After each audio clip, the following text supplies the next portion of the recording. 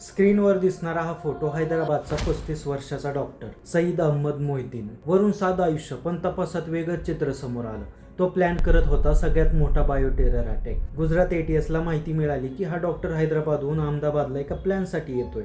7 November 2025 रोजी Adalaj toll plaza जवळ त्याला थांबवण्यात आलं आणि सगळं प्रकरण उघडकीस आलं. गाडीतून मिळालं पिस्तूल, काडतुसे आणि 4 लिटर कॅस्टर ऑइल. याचा वापर करून तो रिझिन तयार करणार होता आणि त्याचा मोबाईल तपासला असता गेल्या 6 महिन्यात केलेली रेकी समोर आली. दिल्लीची आझादपूर मंडी, अहमदाबादचा नरोडा मार्केट आणि लखनौमधील काही ठिकाणं. या जागेंचे फोटोज त्यांनी अफगाणिस्तानमधील ISKP नेटवर्कमधील हँडलर अबू खलील याला पाठवली होती.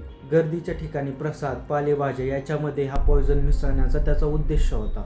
ना आवाज ना स्फोट, पण याचा परिणाम खूप गंभीर होऊ शकतो. रिझिन हे कॅस्टर ऑइलमधून काढलं जाणारे एक विषारी प्रोटीन आहे. टेस्टलेस, ओडरलेस, खूप प्रमाणात प्राणघातक आणि याच्यावरती कोणताही अँटीडोट सुद्धा नाही. आणि ह्या डॉक्टरकडून मिळालेल्या तेलाच्या प्रमाणात खूप मोठ्या प्रमाणात जीवितहानी होऊ शकत होती. परंतु प्रक्रिया पूर्ण न झाल्यामुळे वेळेतच कारवाई करता आली. तपासात हेही समोर आलं की डॉक्टरने आपली MBBS चीनमध्ये केलेला आहे आणि आता एजन्सी त्याची चौकशी करत आहे की याचा संपर्क कुठे कुठे होता आणि असा प्लॅन भारतात अजून कोणत्या कोणत्या ठिकाणी चालू आहे. हा केस दाखवतो की व्यक्ती कोणत्याही व्यवसायात असो, फक्त बाहेरून पाहून सर्व काही समजत नाही. सुरक्षा यंत्रणा तपासत आहेत, पण नागरिकांनी सतर्क राहणं आवश्यक आहे. जागरूक राहा आणि ही माहिती जबाबदारीने पुढे पोहोचवा.